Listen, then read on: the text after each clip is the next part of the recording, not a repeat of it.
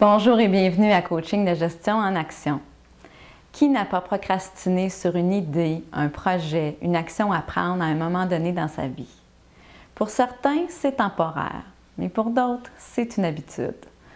Mais derrière cette habitude, c'est un choix. Et c'est un choix qui vous coûte très cher en temps, en énergie et en frustration. En coaching, on dit que tout ce qui traîne, draine.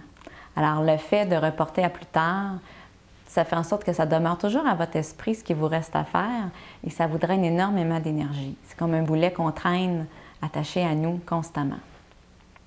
Saviez-vous qu'il y a 2 facteurs qui sont à la source de la procrastination?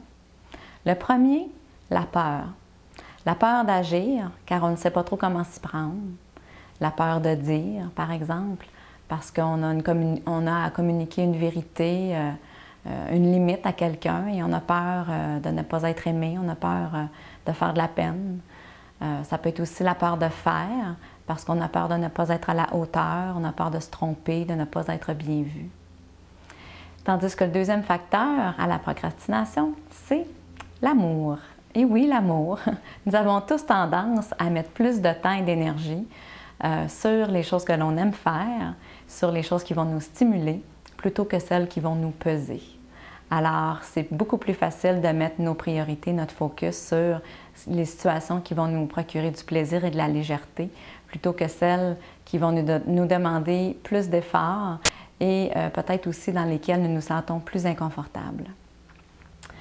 Alors, à part le fait que nous avons tous tendance à surcharger nos horaires de travail, la gestion du temps est rarement la cause de la procrastination. C'est d'abord et avant tout une question d'être capable de se gérer soi-même. Donc, avant de prendre la décision de procrastiner sur une situation, posez-vous les 3 questions suivantes. Qu'est-ce qui m'empêche de passer à l'action? De quoi ai-je besoin pour aller de l'avant? Et qu'est-ce qui fera en sorte que je me sentirai à l'aise et confiant dans cette situation?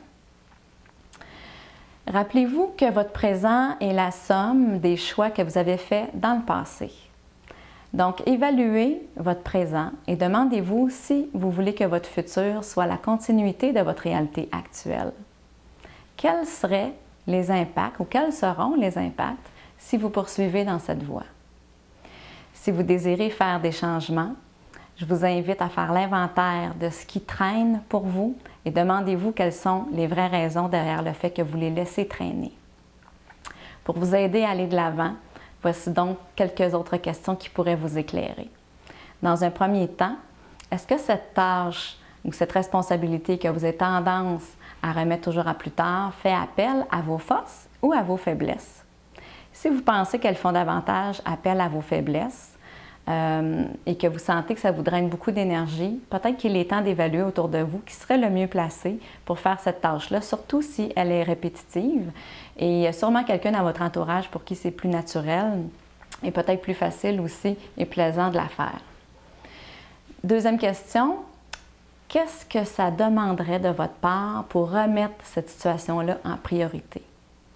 Et auprès de qui vous pouvez vous engager à vous rendre imputable? Beaucoup plus facile quand on a quelqu'un à qui rendre des comptes. Troisièmement, ça pourrait être aussi de vous demander comment allez-vous vous sentir lorsque cette situation-là serait terminée. Quels seraient les bénéfices d'avoir cette situation-là derrière vous plutôt que devant vous? Alors, c'est encore le printemps et il est encore temps de faire du ménage. Avant de vous quitter, j'aimerais partager avec vous le fait que j'ai bien humblement reçu le titre de Travailleuse autonome 2010 au regroupement des gens d'affaires de la capitale nationale le 17 avril dernier et je tiens à vous remercier parce que vous en faites partie. Mon succès, je le partage avec vous, c'est grâce à vous. Le fait surtout que ces capsules web-là sont devenues un succès international, vous en êtes la cause. Et vous en avez parlé, vous les avez partagés avec votre entourage, vous vous en êtes inspiré pour améliorer votre quotidien, vous m'en faites part régulièrement. Alors, sachez que j'ai beaucoup pensé à vous lorsque j'ai reçu ce titre-là. Et j'en profite aussi pour remercier mes clients actuels et passés. Je sais que vous êtes à l'écoute.